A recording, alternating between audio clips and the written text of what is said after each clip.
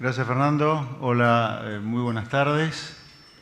Gracias al Consejo Interamericano de Comercio y Producción por la invitación. Gracias al señor Eduardo Beñacán en particular. Gracias a Miguel Ángel y a Carlos por compartir conmigo este momento. Y muchísimas gracias a la presencia de todos ustedes. Mis 7 minutos yo los voy a dedicar a hacer una estilización, una conceptualización de los últimos 100 años en materia económica de Argentina. Quiero ser franco en esto, esta estilización y conceptualización que yo he hecho es un diagnóstico o conceptualización que a mí me sirve para explicar, más allá de los sucesos de coyuntura, lo que en el largo plazo viene ocurriendo en Argentina. Podrá ser compartido o no, seguramente va a ser compartido por algunos y no compartidos por la mayoría tal vez. Pero a mí personalmente es una estilización que me ha servido para poder entender más allá de la coyuntura, insisto, lo que viene pasando en Argentina. Yo diría que Argentina hace 100 años aproximadamente, allá cerca de la Primera Guerra Mundial, el reloj no corre todavía. Ya, ¿no? lo estamos solucionando. Te Bueno. vamos a quitar 2 minutos al final. Avísenme. No te aproveches, José Luis, no te aproveches. Desde mi punto de vista, Argentina hace más o menos 100 años abraza lo que podríamos decir con mayor amor que antes al populismo. En particular en materia económica yo voy a hablar del populismo industrial. El populismo industrial yo le diría, lo podríamos conceptualizar como aquella versión que pone a la sustitución de importaciones en el centro y la entronización de la política económica. La mesa está servida esencialmente para la sustitución de importaciones, para lo cual en los últimos 100 años Argentina, más allá de idas y vueltas, ha armado de manera permanente casi un complejo muy grande de aranceles, restricciones cuantitativas para poder importar.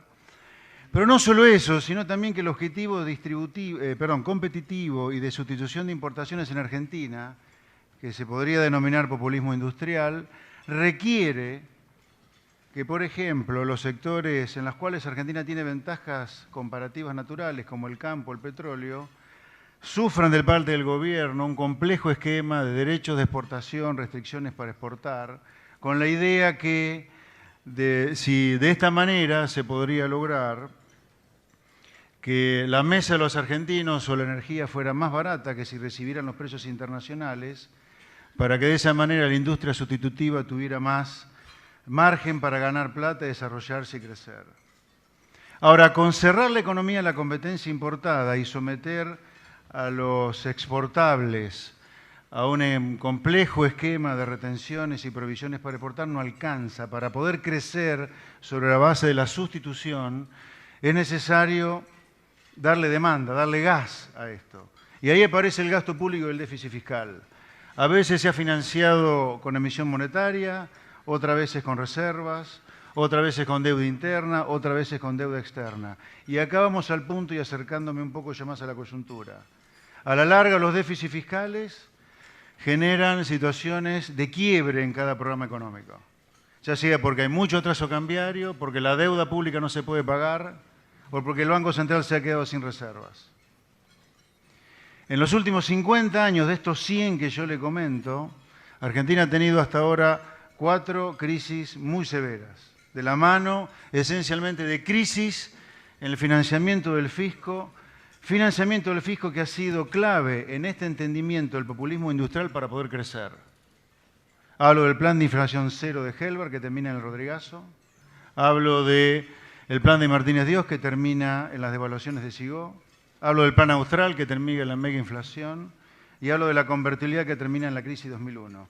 Todas estas crisis han tenido como causa fundamental crisis de financiamiento del fisco. Y yo creo que esta vez, y acercándome ya al final de mi exposición, Argentina vuelve a encontrarse en la misma situación en la cual estuvo antes, o 4 veces antes en el último medio siglo. Y que si no la resuelve de manera adecuada, con un plan económico muy sólido, muy fuerte y muy creíble, no descartemos, o yo no descarto, que Argentina vuelva a pasar épocas aciagas que tendrán similitudes y diferencias con alguna de las otras 4. Pero alguna de las otras 4, si no se hace algo fuerte y creíble, me parece que va a ocurrir. Yo creo que entonces, pensando en el adelante, dado que mi estilización ha sido de largo plazo, diría, sin abandonar el objetivo sustitutivo de importaciones, Argentina podría hacerlo solamente con el tipo de cambio, sin recurrir a protecciones a través de aranceles, restricciones cuantitativas, o como por ejemplo ha ocurrido en la última década, que hemos destrozado el Mercosur desde Argentina cuando deberíamos haber tenido libre comercio con Brasil en 2005. Yo creo que Argentina, dado que a fines del siglo XIX estaba cerca de 10 en el ranking mundial de ingreso per cápita y hoy está abajo del 100 claramente, y lo que ha cruzado durante estos últimos 100 años ha sido esta versión de populismo, lo que yo he denominado, y otros economistas también, como populismo industrial. Me parece que para Argentina, sin abandonar el objetivo de proteger a la industria, que es sustitutiva de importaciones, lo podría hacer de manera no distorsiva, y dedicarse a vivir del libre comercio, sin aranceles de importación, sin derecho de exportación, sin ninguna restricción para exportar y para importar.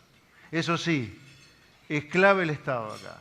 El Estado que nos deja el kirchnerismo es un Estado de cerca de 50 puntos del producto de gasto público, que nos lleva a una situación fiscal de déficit de 8 puntos, muy difícil de financiar.